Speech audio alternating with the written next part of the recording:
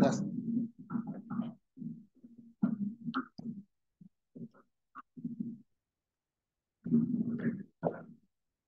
Haleluya. Kita sudah menyanyi pujian yang berkata, ya Tuhan, tiap jam, tiap waktu, tiap detik dalam kehidupan kita ini, kita membutuhkan Tuhan. Amin.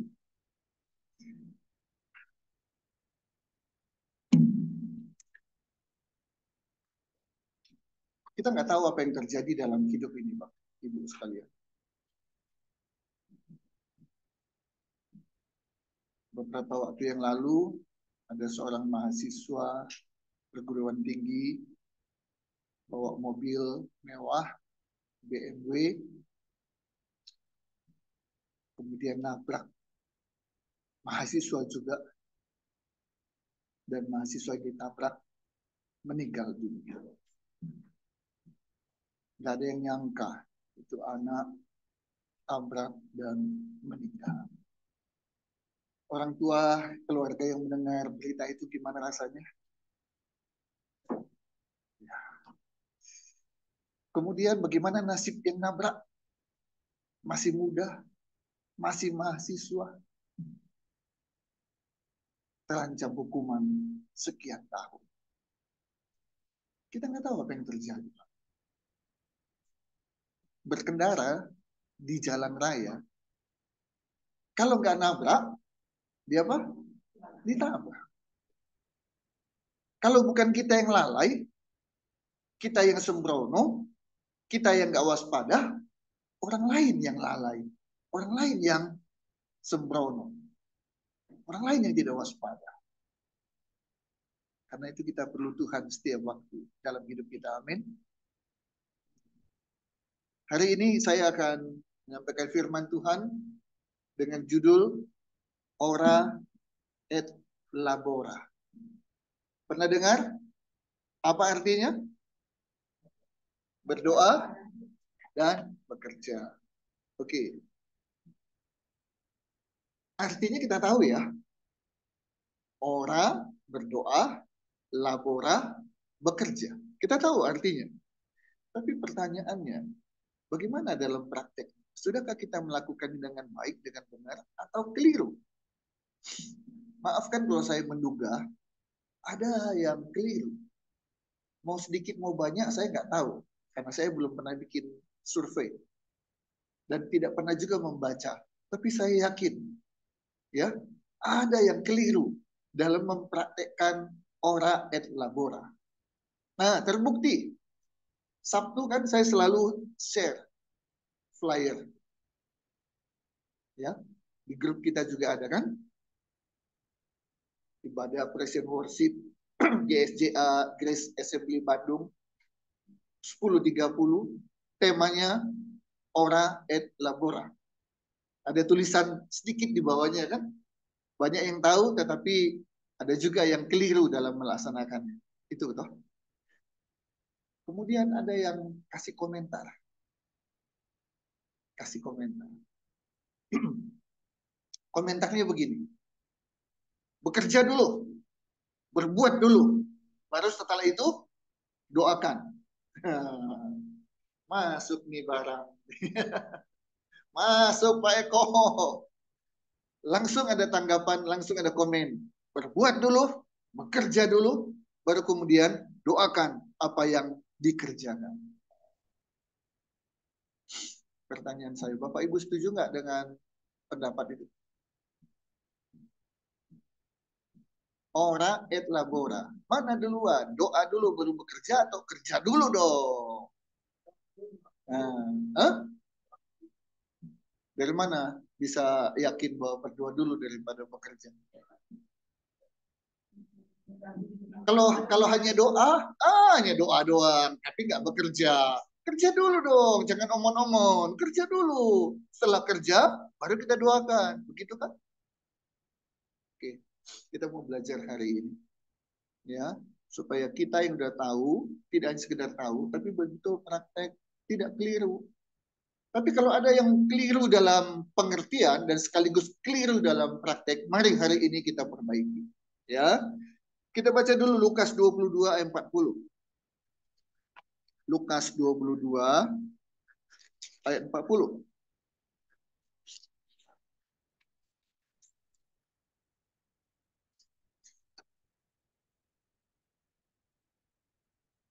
Ya, Lukas 22 ayat 40, sama-sama kita baca. 1, 2, 3.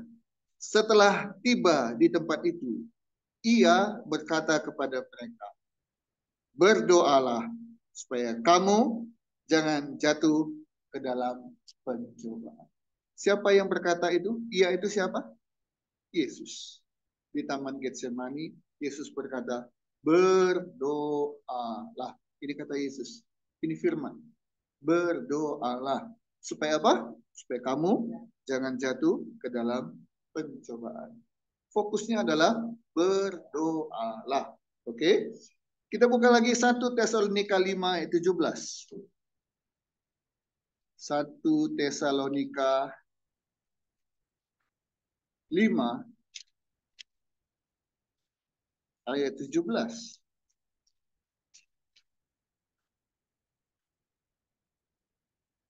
1 Tesalonika 5 ayat 17, ayatnya pendek sekali. Hanya 2 kata. Kita baca 1, 2, 3. Tetaplah berdoa. Dalam kondisi apapun, dalam suka, dalam duka, lagi di atas, lagi di bawah, lagi senang, lagi sedih, lagi sukses, lagi gagal. 1 Tesalonika 5 ayat 17 berkata, tetaplah berdoa. Jadi dalam segala musim, musim paceklik, musim panen, musim gembira, musim sedih, musim sakit, musim sehat, mau musim apapun, tetaplah berdoa. Oke, ya ini nggak bisa tawar-tawar. Yesus berkata, tetaplah berdoa supaya kamu jangan jatuh dalam percobaan. 1 Tesalonika 5 ayat 17 katakan, tetaplah berdoa. Apa itu berdoa? Berdoa itu artinya apa? Berbicara kepada Tuhan. Itu berdoa. Ngomong sama Tuhan. Bisa dengan suara, bisa dalam hati. Bisa nggak? Bisa. Ya, itu namanya berdoa. Ngomong, berbicara dengan Tuhan. Berdoa juga artinya memuji. Memuji Tuhan. Itu juga berdoa. Doanya dalam bentuk pujian. Berdoa juga bisa menyembah. Doa penyembahan. Berdoa juga bisa, yang paling banyak yang dilakukan oleh kita, apa itu? Meminta. Dari sekian banyak, paling banyak adalah yang ini. Minta, minta, dan minta. Berdoa juga bisa berarti mengadu, melapor. Tuhan, tadi saya dimarahin bos. Tuhan, saya tadi dibohongi. Tuhan, saya tadi ketipu. Melapor, ngadu sama Tuhan. Dan berdoa juga bisa bertanya. Itu semua bentuk-bentuk doa. Jadi mau bertanya sama Tuhan, dalam bentuk doa. Mau mengadu sama Tuhan, dalam bentuk doa. Sampaikan isi hati, kekesalan, kekecewaan, kemarahan kepada Tuhan dalam doa. Oke, itu doa. Satu kewajiban bagi orang Kristen. Sehingga ada kata-kata begini. Doa adalah nafas orang Kristen. Orang Kristen yang tidak mau berdoa, berarti dia tidak bernafas bagaimana? Mati. Jadi kalau orang Kristen tidak berdoa, mati. Mati apanya? Rohaninya mati iman.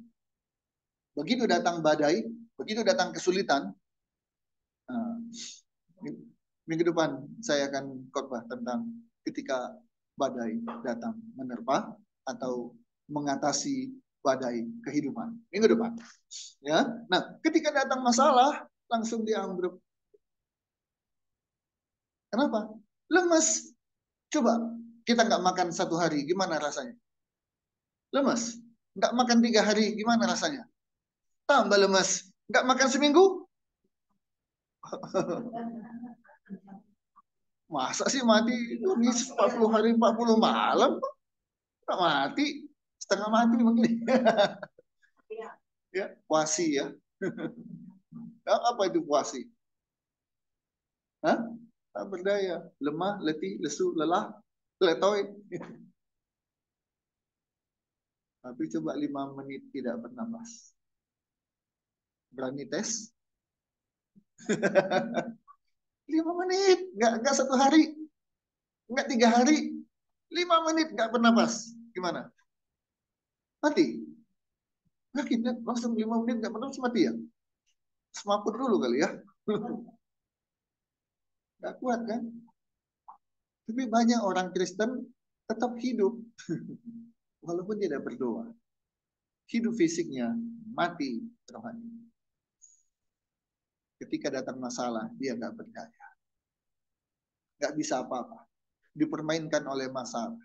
Dan itu yang iblis paling suka. Kan saya sering bilang begini kan. Orang yang takut pada masalah, masalah paling senang datang sama dia. Tapi orang yang tidak takut sama masalah, bilang begini, masalah, welcome.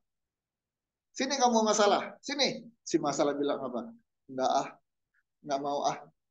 Setiap kayak saya datang sama kamu, sayanya babak belur terus. Setiap saya datang sama kamu, bikin masalah sama kamu, kamu menang terus. Ah, saya nggak mau ah. Saya mending ke situ aja deh. Saya belum datang aja udah ketakutan. Nah, saya ke sana. Jadi hanya orang Kristen yang selalu kuat rohaninya, kuat imannya. Dia bernafas, nafasnya adalah doa, maka dia kuat menghadapi segala kesulitan hidup. Mungkin terlalu berlebihankah? Terlalu ekstrimkah ketika saya berkata begini? Orang Kristen yang tidak punya masalah, itu justru masalah. Yuk, enak toh Pak, nggak punya masalah. Pilih, mau punya masalah atau tidak punya masalah? Ah, pinter ya. Jadi siap-siap ya punya masalah ya. Pikirin Tuhan masalah. Bilang, saya tidak takut pada masalah. Kenapa? Karena masalah membuat saya lebih dekat dengan Tuhan. Karena lewat masalah ada pertolongan Tuhan. Lewat masalah ada mujizat Tuhan. Ingat, bahan baku mujizat apa? Apa bahan bakunya mujizat? Masalah. Mana mungkin ada mujizat? Oh, masalahnya nggak ada. Puji Tuhan, saya disembuhkan. Nah, disembuhkan karena apa? Karena sakit.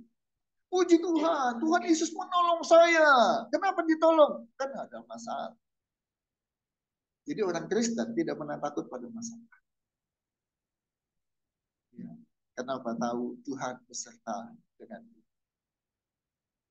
Oke. Kita baca Yohanes 5 ayat 17. Yohanes 5 ayat 17.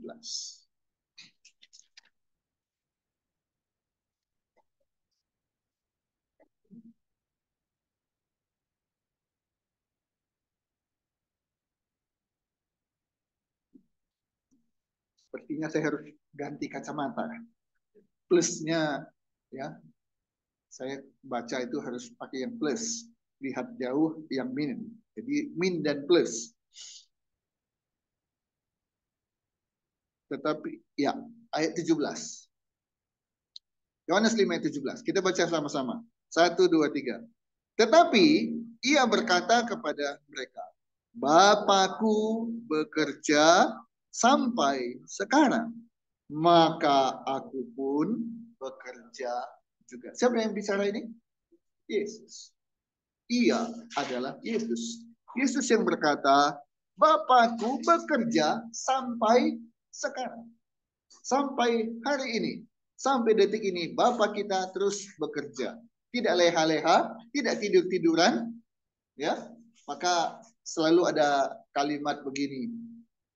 Gusti ora sare. Tuhan tidak tidur. Dia bekerja. Maka kata Yesus, aku pun bekerja. Jadi kalau Tuhan ini bekerja, keterlaluan kita ciptanya nggak bekerja ya. Kita bermalas-malasan aja ya, itu keterlaluan. Maka firman Tuhan ingatkan di 2 Tesalonika 3 ayat 10. 2 Tesalonika 3 ayatnya ke-10.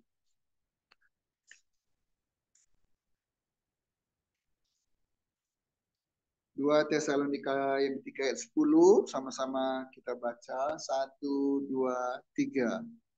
Sebab juga waktu kami berada di antara kamu, kami memberi peringatan ini kepada kamu. Jika seorang tidak mau bekerja, apa? Janganlah ia makan. Orang malas nggak pantas diberi makan. Hanya orang rajin yang pantas diberi makan. Orang malas nggak pantas diberi upah. Hanya orang rajin yang pantas diberi upah. Semakin dia rajin, tidak hanya dapat upah, juga dapat apa? Bonus. Oh, kalau bonus mana enak aja. Enak mana bonus dengan Yunus? Yunus bisa kasih bonus gitu ya. Orang malas jangan makan. Keenakan. Ya. Hanya orang yang kerja layak diberi makan. Ini firman Tuhan bilang. Jadi orang Kristen tidak boleh malas. Orang Kristen harus bekerja, bahkan rajin bekerja. Ya, doa, bekerja. Bekerja, doa. Pertanyaannya, mana yang harus lebih dahulu dilakukan, dikerjakan? Berdoa dulu, baru bekerja, atau bekerja dulu, baru kemudian berdoa? Ini pertanyaannya. Sebab ada aja orang yang kerja dulu, lakukan dulu. Setelah dilakukan, bawa itu di dalam doa. Mantap kan? Saya kerjakan sesuatu, kemudian saya bawa di dalam doa. Rohani kan? Tapi ketika ditanya, sebentar. Kamu ngerjakan dulu. Iya. Waktu kamu mengerjakan itu, sudah doa dulu belum? Hah? Kerjakan dulu. Setelah itu baru doakan. Si. Sebelum kamu mengerjakan, biasanya ada apa dulu? Sebelum dikerjakan biasanya apa dulu? Rencana. Nah, ya dong. Enggak, jarang kan ada orang yang ujuk-ujuk langsung kerjain. Jarang kan? Selalu ada perencanaan dulu. Sekarang kayak gini, saya harusnya tanggal 2 besok akan ke Jawa Tengah dan Jawa Timur 2 minggu. Ya, beberapa waktu yang lalu sudah direncanakan, tapi nggak jadi. Dimundurkan ke 23. Tentu ada alasan kenapa 2 Juni tidak jadi. Ada yang tahu kenapa? Nggak ada yang tahu ya? Puji Tuhan. Itu direncanakan 2 Juni sampai 12 Juni lah, kurang lebih 2 mingguan, bahkan mungkin lebih. Tidak jadi. Diubah menjadi 23 Juni.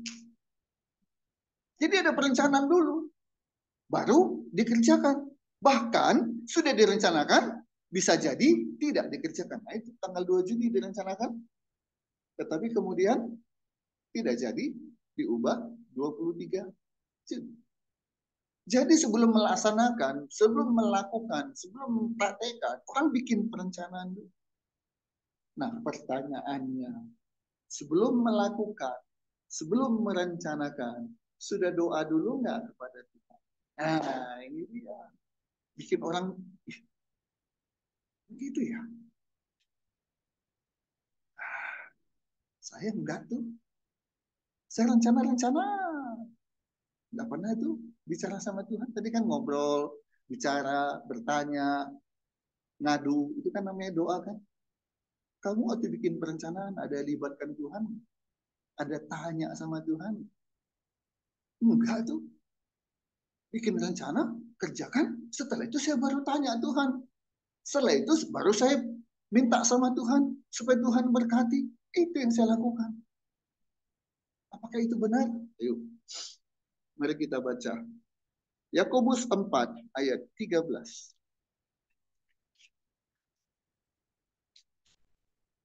Yakobus 4 ayat 13 sampai 15. Mulai ada yang ikut khotbah. Ya. Yakobus 4 ayat 13 sampai 15. Yuk kita baca bersama-sama. 1, 2, 3.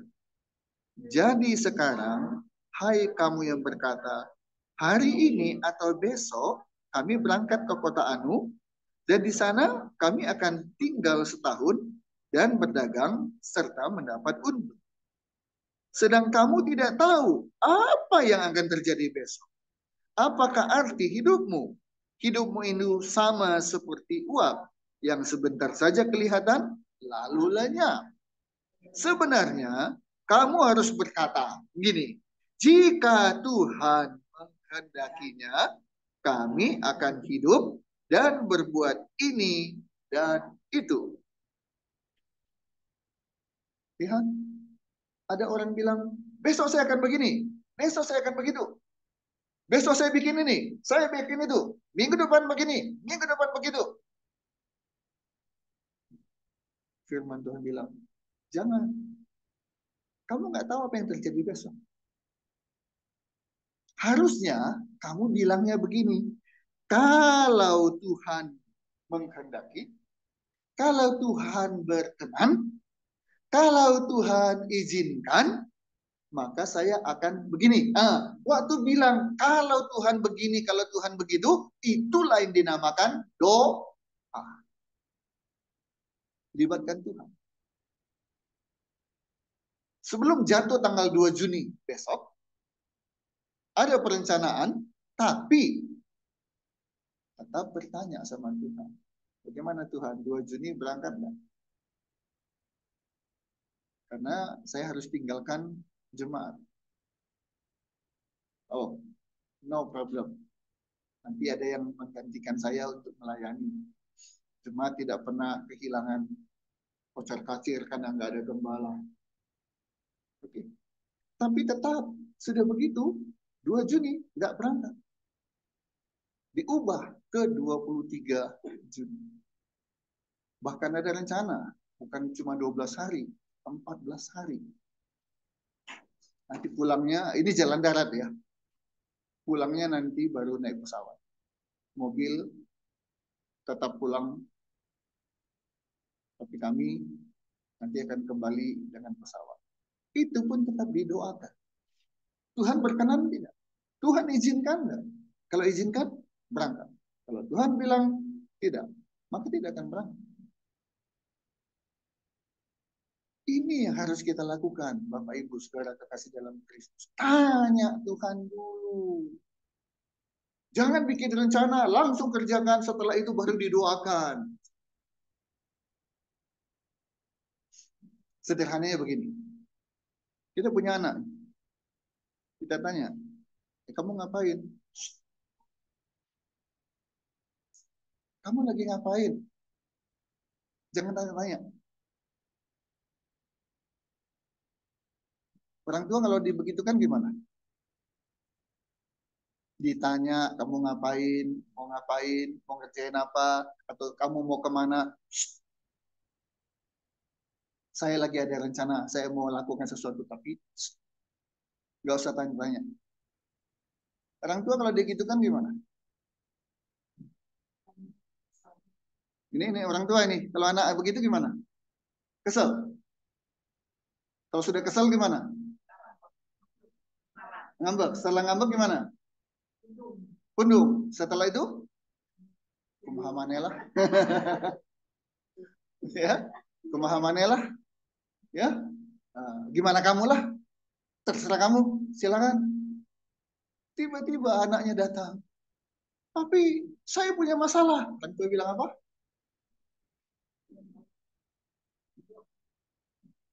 Tapi tolong. Kamu atau ditanya, kamu mau ngapain? Kamu mau kemana? Kamu jawab apa? Ustaz nggak tanya. Nggak usah ikut campur, kurang lebih begitu. Tapi ketika ada masalah, paling cepat datang. Ayo, libatkan dulu Tuhan, tanya dulu Tuhan. Itu yang paling baik. Dan bertanya itu dalam bentuk doa. Mari kita lihat contoh-contoh ya. Orang yang bertanya dulu, orang yang berdoa dulu, dengan yang tidak berdoa atau tidak bertanya. Yuk kita lihat. Ulangan pasal 1. Ya, kita sudah sampai pembacaan Alkitab pada ulangan ya. Ulangan ya. Hari ini ulangan berapa? Ulangan 1. Nah, jadi berarti udah dibaca kan? Ulangan pasal 1 ayat 42 sampai 45. Hari ini sudah dibaca. Ulangan pasal 1 ayat 42 sampai 45. Kita baca sama-sama. 2, 3, 4. Tetapi Tuhan berfirman kepadaku, katakanlah kepada mereka, janganlah kamu maju dan janganlah kamu berperang, sebab aku tidak ada di tengah-tengahmu. Nanti kamu terpukul kalah oleh musuhmu. Dan aku berbicara kepadamu, tetapi kamu tidak mendengarkan. Kamu menentang titah Tuhan. Kamu berlaku terlalu berani dan maju di arah pegunungan. Kemudian orang Amori yang diam di pegunungan itu keluar menyerbu kamu. Dan mereka mengejar kamu seperti lebah dan mengalahkan kamu dari Seir sampai Horma. 45. Lalu kamu pulang dan menangis di hadapan Tuhan. Tetapi Tuhan tidak mendengarkan tangisanmu dan tidak memberi telinga kepada suaramu. Kenapa ayat 45 Tuhan tidak mau apa? Mendengarkan dan tidak mau memberikan telinga? Kenapa? Tidak mau mendengar. Maunya bawa karep sorangan. Maunya bawa keinginan sendiri. Tuhan biarkan. Dan akhirnya apa? Kalah.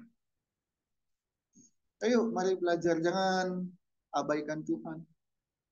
Libatkan Tuhan. Tanya Tuhan. Pasti berbeda hasil. Yuk kita lihat Hakim pasal 1. Hakim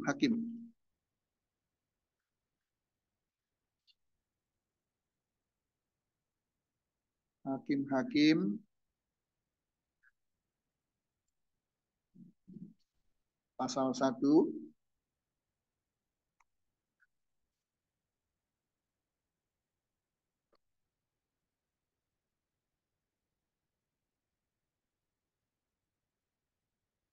ayat 1.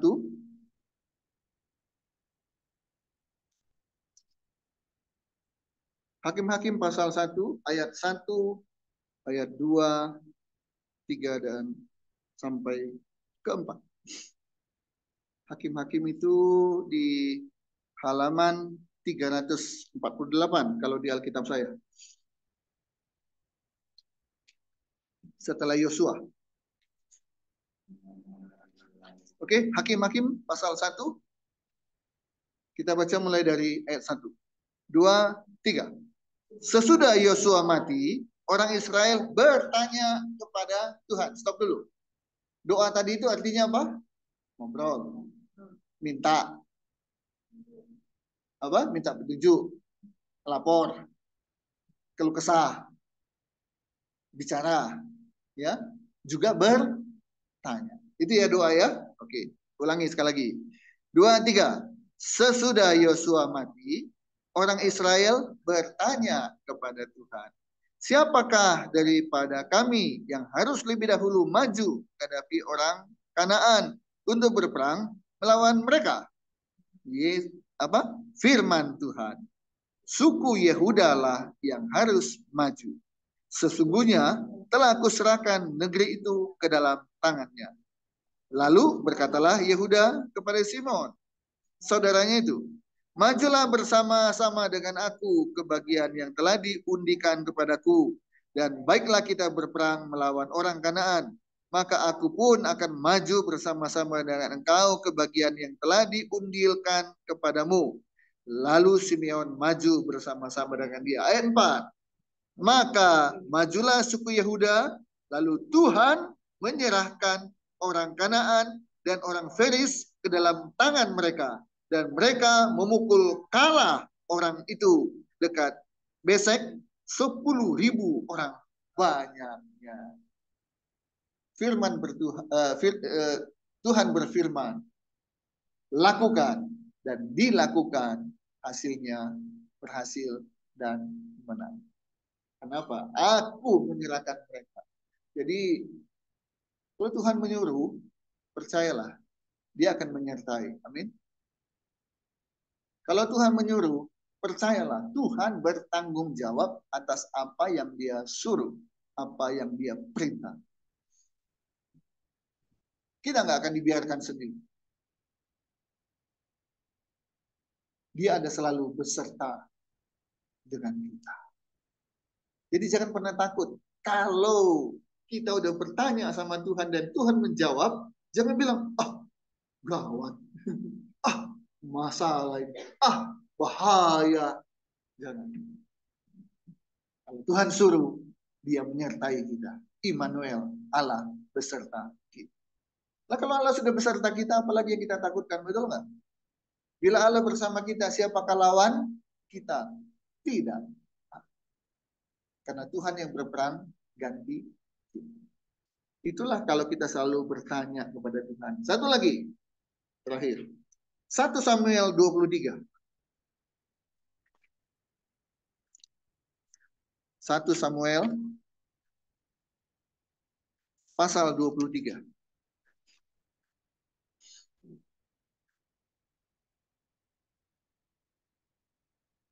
Ayat 2 dulu kita baca. 3, 4, dan 5. 1 Samuel 23 ayat 2 sampai 5.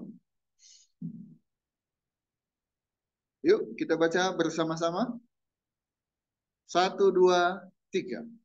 Lalu bertanyalah Daud kepada Tuhan, apakah aku akan pergi mengalahkan orang Filistin itu? Jawab Tuhan kepada Daud. Apa? Pergilah, kalahkanlah orang Filistin itu, dan selamatkanlah Kehilah. Tetapi orang-orang Daud berkata kepadanya, ingatlah, sedangkan di sini di Yehuda kita sudah dalam ketakutan. Apalagi kalau kita ke Kehilah melawan barisan perang orang Filistin. Ayat 4. Lalu bertanya pula lah Daud kepada Tuhan. Maka Tuhan menjawab dia, firman-Nya, bersiaplah, pergilah ke Kehilah, sebab aku akan menyerahkan orang Filistin itu ke dalam tanganmu.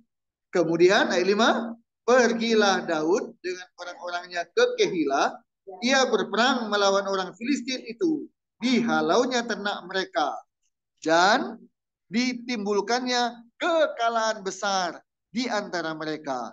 Demikianlah Daud menyelamatkan penduduk Kehilah. Daud menang atau kalah? Kenapa dia bisa menang? Satu bertanya Yesus. Kenapa dia menang? Dia taat kepada perintah Tuhan. Jadi kalau hanya bertanya tapi nggak melakukannya, cuma dia rohani. Seperti khotbah Pak Yunus. Sebelum melakukan sesuatu, tanya dulu sama Tuhan. Hebat. Setelah ditanya, Tuhan jawab, dia kerjakan nggak? Enggak. Ya, sama juga bohong. Kenapa Daud menang? Pertama, karena dia bertanya dulu kepada Tuhan, dia libatkan Tuhan. Yang kedua, kenapa dia menang? Karena dia taat pada Tuhan. Dan yang ketiga, kenapa Daud menang? Ini yang paling penting. Karena Tuhan yang memberikan kemenangan. Sebelum dia berperang, dia sudah menang duluan. Dari mana kita tahu dia sudah menang dulu? Tuhan bilang, aku menyerahkan mereka ke dalam. Itu janji Tuhan. Janji Tuhan kita berhasil atau gagal. Janji Tuhan kita akan menang atau kalah. Janji Tuhan kita jadi kepala atau jadi ekor. Percaya nggak sama janji Tuhan?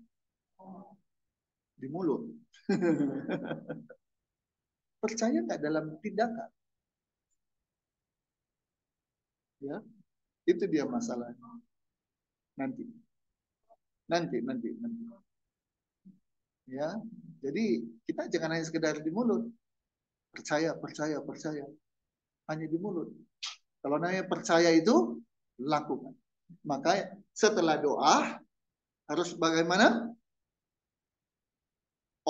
Setelah labora, kerjakan.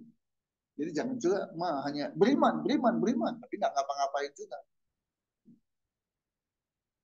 Guru, suruhlah aku berjalan di atas air. Siapa yang bilang begitu?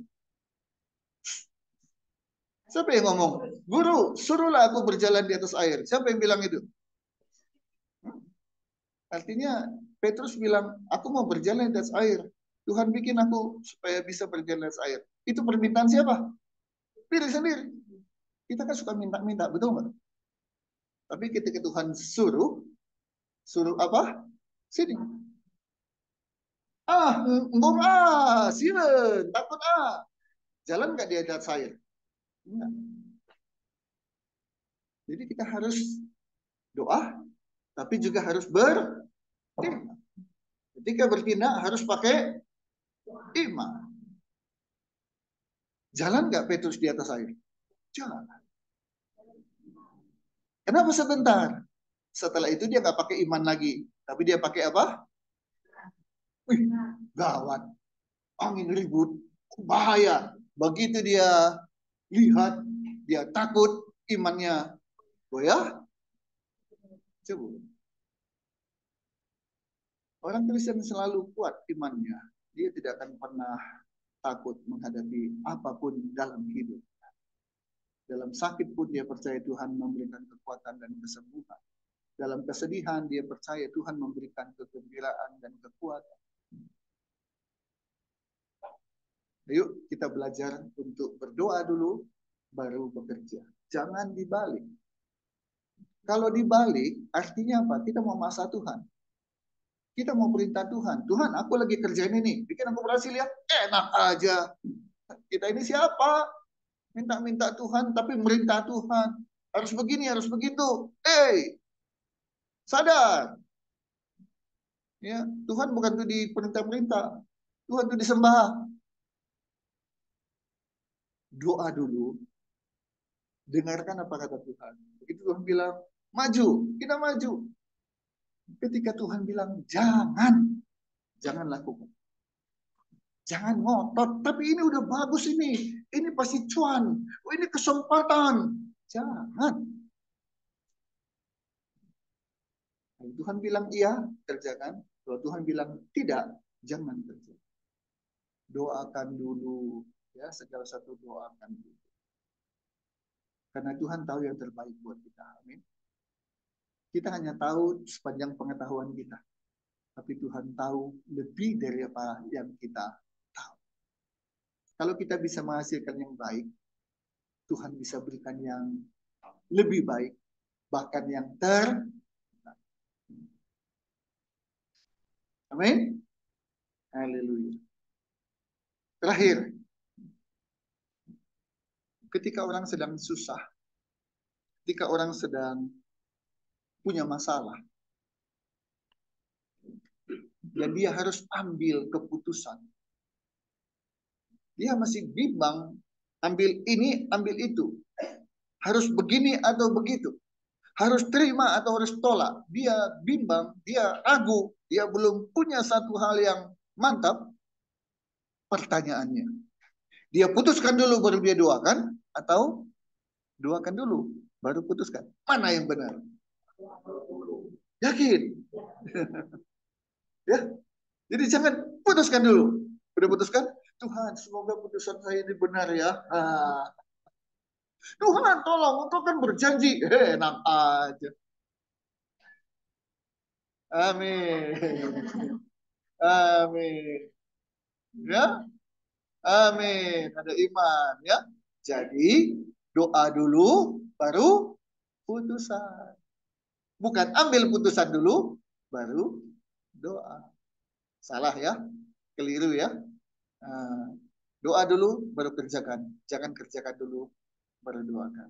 Ayo kita berdoa. Kita syukur pada Tuhan. Terima kasih Bapak.